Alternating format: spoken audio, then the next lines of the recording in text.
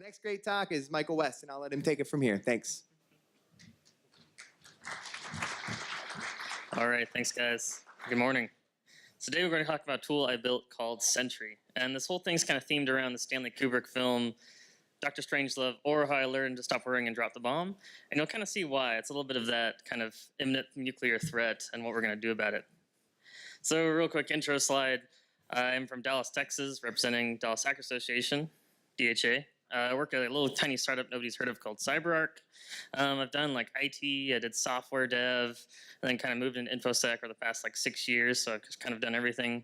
And there's some AOL keywords because like stuff I'm interested in. If you say one of those words, I'll probably perk up. And I guess that's proof I'm not a vampire, that I can get my pictures taken. Moving on. Does anyone remember this GIF? It's been a little while. I know 2016 was a while ago. We were so innocent back then. But this is a GIF that Trump tweeted. Oh wait, that was 2017. 2016 was the election.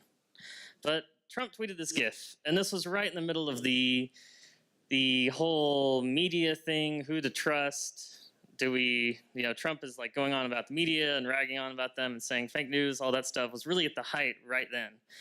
And he tweeted that. CNN wasn't very happy because it shows them being beat up. Nobody really knows where he got this GIF or how he got this GIF. What we do know is who created it. There was a Reddit user who just creates, all sorts of GIFs. I guess you could almost call it shitposting, just on Reddit and just posting GIFs and doing his thing. And we don't know how it got from him to Trump, but the trail led back to him. That user's name was Han Asshole Solo, and I love that they blanked out the ass in there. But CNN found him, found his original post, and then they started to dox him using details left over on his Reddit profile, just biographical information. He didn't post his name or anything. They just found it out through data. And so what they did to him is they kind of said, oh, you better apologize or we're going to publish your information.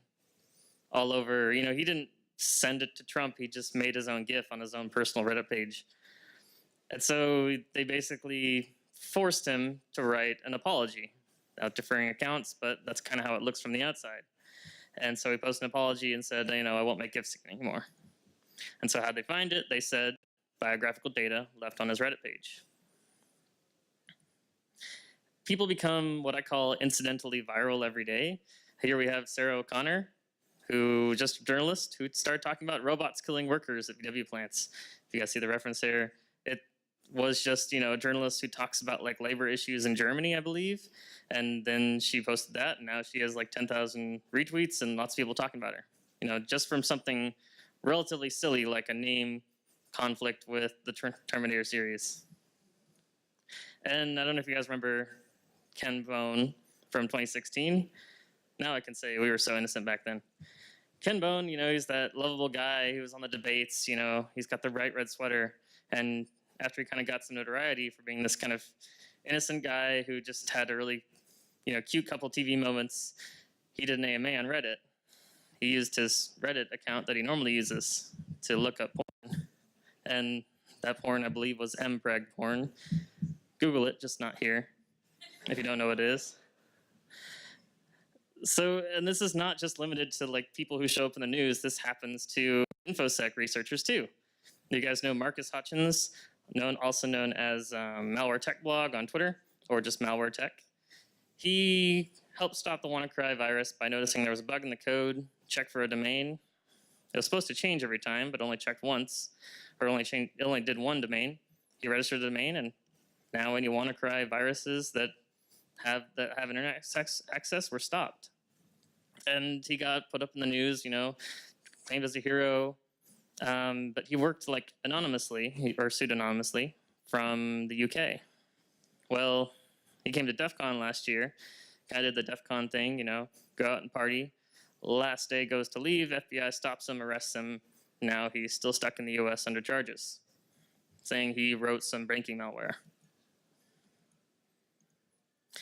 And the reason this comes up is because while he was in Vegas, he did the normal thing. He posts on social media about what he's doing. He rents a car, supercars. Not really big deal there. It costs like $500. He went to a shooting range. Lots of people in InfoSec go shooting, but not like any crazy things. These are the kind of things you do in Vegas on your vacation. I think that was his first time out of the country, actually. And so what happens in Vegas can be publicized after your arrest. He was arrested, and there's a whole bunch of news that he can't control because he's in jail. And they're kind of taking up all this dirt about these things that he's done in Vegas. He's spending big, like he's some big criminal. But I think most of us know that's probably not the case. So I've always wondered, what if this happens to me? This is the kind of thing that keeps me up at night. I don't have a great risk stance. I use social media pretty heavily. Oh, that's an old profile picture, isn't it? And it's got my real name up there. I use the same username on everything. I'm kind of not trying to be hidden, but I've always wondered what happens if something like this happens. Here's a good example. It's really simple. Michael West in St. Louis, 45 years old. Probably wouldn't confuse him for me, but went and tipped a student and was still working at the school 6 months later after being charged. Great stuff. But I've always wondered, what if that happens in Dallas to maybe 25-year-old or something? I mean, there's several Michael Wests in Dallas already. What if there's any kind of name confusion or some people come after me? If you guys remember the Boston bombing thing with Reddit and kind of the witch hunt they did, that kind of stuff makes me wonder what if it happens to me? And so there's only really been 3 solutions that people have told me. It's always been coming down to don't post anything, just censor yourself, or don't post anything that is public, or don't post anything that could even come back to bite you. And if you do have to do that kind of stuff, compartmentalize it. Your Pornhub account should probably be a different username than your regular account, that kind of stuff, if you do that. The second option has always been kind of just avoid social media or use it in a different way than it's intended. So use a pseudonym, keep everything anonymous. That doesn't really seem great to me because you're losing the value of social media, joining the conversation and being part of community, which is pretty big in InfoSec. InfoSec on Twitter, for example. And then the third option I think most of us do is nihilism, which is just, it's probably not going to happen to me. I should be fine, right? Right. So I come up with this idea of something different. So we make this program called Sentry that watches for certain criteria. So this could be something you post, just a coded message, or something your friend can post too. It could be something like if you have over 1,000 retweets, lock your account, just in case you're getting some unwanted attention. Or, run your own scripts, run your own detections, and then just call to this whenever you want to actually do something. And it can trigger a cascade of actions. So one thing can do another thing, which causes another thing, or you can have one detection set up something else. Really, the goal here is to either lock down your accounts, wipe them, or delete them. And I like to go with the gay furry account as a good example of this. Now, I don't really care about the furry fandom, but I know a lot of people there who are pseudonymous. They don't use their real name in the furry community because they don't want to be attached to their real identity. There could be someone who's like a senator who goes and does it on their own spare time. That's cool. But what if there was ever a connection leaked and they need to go and quickly delete that account? And the scenario has always been, what if you're in the cop car being taken 5 minutes to the station, you have your phone for that 5 minutes, what are you going to do in that time? If you have a Python script on your laptop, that's probably not going to help you unless you have a really good setup. And this is the kind of thing that you can trigger just by tweeting a phrase that you can memorize. So the nitty-gritty of all this, it's written in C# with .NET Core, which runs on Windows, Mac, and Linux. I've tested on Windows and Linux, could use some Mac reports. Everything's configured via a simple JSON config. I say simple. It's straightforward. You can also call it from other scripts. We're using Selenium to actually automate the web pages, so logging into twitter.com and locking your account. And then for APIs, REST Sharp. And there's an example of what one trigger criteria looks like.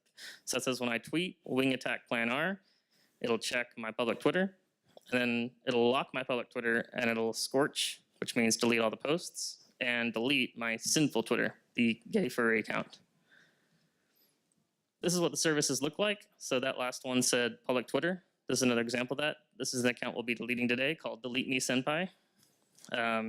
Simple, username, password.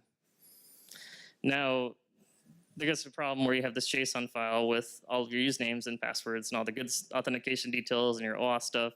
So CyberArk built a little program called Conjure. It's open source. I just use the open source version. There's an enterprise thing. But it lets us take the secrets out of the config file and call them from a REST API. You don't have to use that, but it's available. It can also support other secret servers as well. You can see right there, Conjure Eval is the name of it. And so let's give it a quick demo.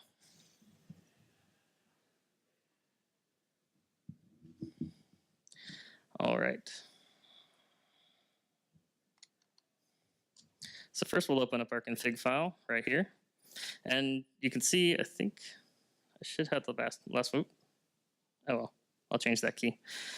As you can see here, the only thing that's actually public is that one key there at the bottom. Everything else here uses Conjure Eval, so everything is just pulled from that Conjure database. Again, you could just delete the Conjure Eval here and just use that, but it's a lot easier to present if you don't have to share keys. And so right here is our first criteria. At bsize pgh, need more snacks and track black, if you guys agree. Here we've got some other ones here. Retweets over 10,000, favorites over 1,000. I don't think we'll hit those numbers today, so that's fine. We'll go with the tweet one. And it's just gonna simply check my main Twitter account over the API. And so I'll skip down here before we define that. We've got the API right here, use Twitter API. We've got the OAuth junk that's super verbose. And here's what's gonna post. And so back up to our service config, we say we're gonna post that one message on my main Twitter account, and then on a second Twitter account, we're gonna lock it. So I'll pull up that Twitter account here. Here's the main one with CyberWario. And here's that account that we're gonna lock. You see right here, actually, it gets, every post time its post gets deleted, and I have to go post something else, so that's today's message. It's called uberkittencom. So what we'll do is we're gonna start up Sentry. Now, a lot of stuff's gonna happen really quick because it's all loaded in one big config file, but I'll explain as it goes. And normally, when you run it in like production mode, everything's headless, but to show it and give an example of it, when let it into mode, it'll show the Chrome windows as it goes through. So first it's gonna load the services and it's gonna start verifying them. Here it's starting Selenium processes with Google Chrome. And starts up 2 because we've got 2 web accounts. And then you can ignore most of the stuff at the top because it's Chrome junk. Here we're verifying all those services. So it verifies the API, makes sure it can work. Next, it's gonna verify the web Twitter accounts. It's gonna make sure it can log in on Selenium. There's no point in trying to actually do something if you have the wrong password. And so it's gonna go through that. It's gonna check after it logs in. Okie doke. And so it should say verified uberkittencom web. As soon as it finishes loading. There we go. Now it's going to do the same thing for that second account I mentioned, delete me senpai, which actually got deleted because Twitter will delete it if you go to deactivate your account, if you don't do it within 30 days, Twitter will actually delete it. So I figured that out last night. I'm like, why can't I log in? Oh yeah, I deleted it. All right, so both of those are back up. And, oh, one more thing. We can also change IP addresses or Cloudflare DNS registries. So you can have your site go temporarily offline. Anyways, the first one we're gonna do is ask for more snacks. So I'm just gonna go and copy that. And again, it's checking my main Twitter account, but it's actually gonna run the actions on this Twitter account to lock it. We'll do that. And it's checking every 15 seconds, I believe. So it shouldn't take too long for it to pick up that change. It's gonna go and lock that other account, and then it's gonna post on my main account. So we got a trigger detected. I'm gonna watch this just so you can see it. It's going to go to the profile page, check the box, and then type in your password. And again, in normal headless mode, you wouldn't see this, but it's a lot easier to demonstrate. Okay, so that account's locked. And we posted the Twitter status. Let's go look at it. I'll do tweet and replies. There it is. So if any of you guys need to get the code, just go look at the replies to besides PGH. Okay, so that's the first one. Next, we're going to look at another trigger. And this one's actually going to delete the other account and scorch one of the other accounts. So where is that one at? Right here. Wing Attack Plan R is from Dr. Strangelove. It's the command they gave to go and launch the nukes and know we're calling it back. So what it'll do here is it's going to check, again, it's going to check my main Twitter account over the API for this string, which I'll copy now. And then what it's going to do is it's going to go to this account that we just locked, which we'll see once I refresh it. It's locked. And it's going to do scorch. And I call scorch that way to differentiate from delete. Scorch means delete all your posts. For example, services like Reddit, if you delete your account, your posts still stick around unless you go and edit them and clear them. And then on this third account that we haven't seen yet, delete me senpai, it's actually going to go and delete or deactivate the account. Here's that account right now. You can see it's called Uberkitten's Sinful Account.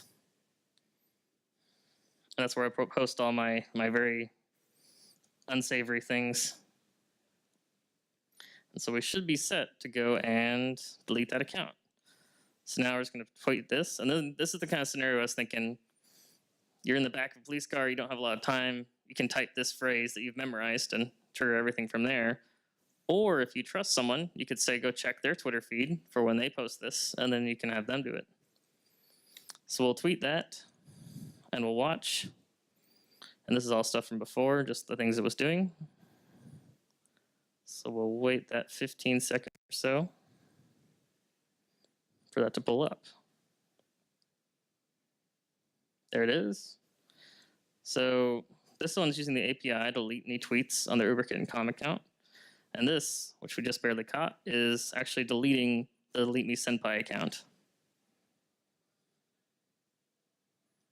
Once it loads. There we go. So now, this account right here, that ironically we can't see the tweets, so I'm going to pull it up over here. We used to have a GIF on that account, but now it wants me to send my first tweet. And on this Delete Me Senpai account, refresh, it's gone. Now, I would recommend, if you plan to do this, to scorch your tweets and then delete your account, because if you deactivate your account and reactivate it, the tweets stay there. If it goes through the 30 days deletion, they're gone, but... So that, in a nutshell, is Sentry and how it works. Let's actually go stop that real quick. And I'm just running out of Visual Studio because it's easier to run it in debug mode like that, but runs great from the command line. So here is the features overall. Just fuck my shit up fam mode, which we'll get to next slide. We can do Twitter or the API, check for a few things. I would really love if anybody has any more suggestions on triggers, on what to post. That's all I could think of. When we log on to Twitter on the web, we can lock and deactivate accounts, delete. Cloudflare, we can update DNS records and delete DNS records. So for example, just take your website down. Pushover, which I barely mentioned. I've actually been getting notifications from Pushover about what's been going on, when it starts, when it does actions, when it triggers something. So if you set this up on a server you're not monitoring, you'll get push notifications. And then Conjure, which we talked about.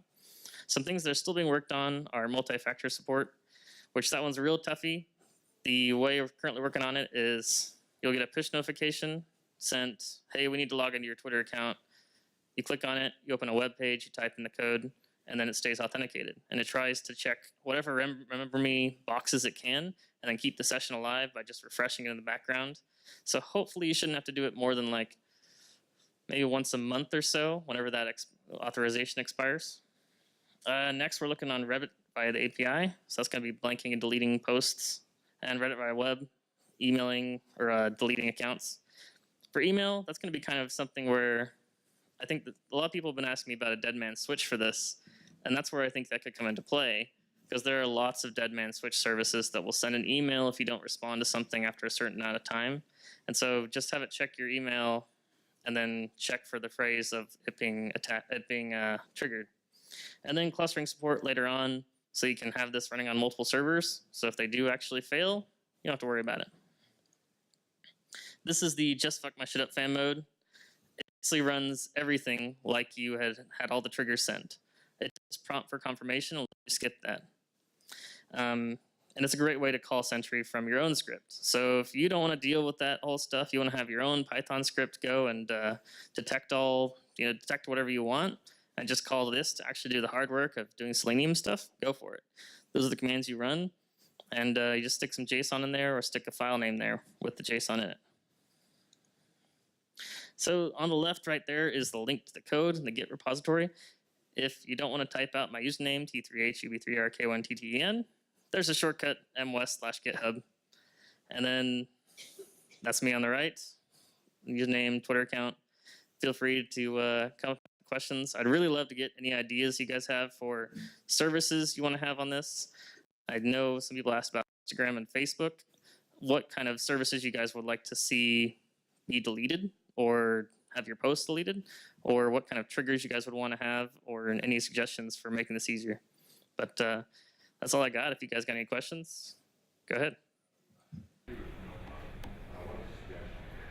have any plans to do scheduled releases? Let us say, for the sake of argument, someone's holding on to some sensitive information, and in case something happens to me, I want this to go to journalists. You send a tweet or dead manuscript is activated, can this be customized and sent out that information so that it can be disseminated in an emergency? So the question was, can we set it up so that we can, if you don't respond to a dead man switch, it'll send out information to like journalists or something, or the Julian Assange WikiLeaks password type thing. You could use that with the post functionality. It's not quite the best fit because this is designed to delete, but it's possible. It's not quite the what it was designed for, but I think it would work. Mm-hmm.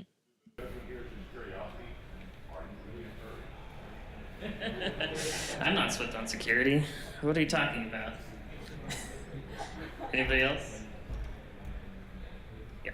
Do you have any use cases for this? Like any real-world examples that you've seen people use this for? I have not yet, because it's kind of brand new, especially with the multi-factor being not quite there. I'm kind of looking to get some traction on this idea, because I don't think anybody has really thought about doing. I know some people have thought about doing this, but no one has really implemented it, I guess, at scale or across lots of people. It's all been homegrown Python scripts running on like your laptop and stuff. So I have had requests though from, I want to say it was lawyers. I was asked in Rochester about what lawyers, they may use their social media and stuff, and then that could come up later in court or go and look bad on their character and stuff for the bar exam. So that's the ones who have been asked for outside of, I guess, the hacker community. They've asked about this, so. Yeah. Are the APIs readily available? What APIs? Like The Twitter or whatever. the Twitter API is easy. The Reddit API is easy. The hard part is the sites that like Twitter doesn't let you deactivate your account without logging onto the web interface, and that's why we use Selenium to go and click buttons and actually type in passwords and simulate everything that you would do as a human, but which is surprisingly easy. It's only like 10 lines of code for that whole thing about deleting your account. It's quite simple. I love Selenium. And that's why we kind of have this mode, so that if you want to just have it do all the work and you just want to run it from your own thing, go ahead. Totally welcome. But all right, unless we got any more questions, I think we'll wrap it up. Thanks, guys.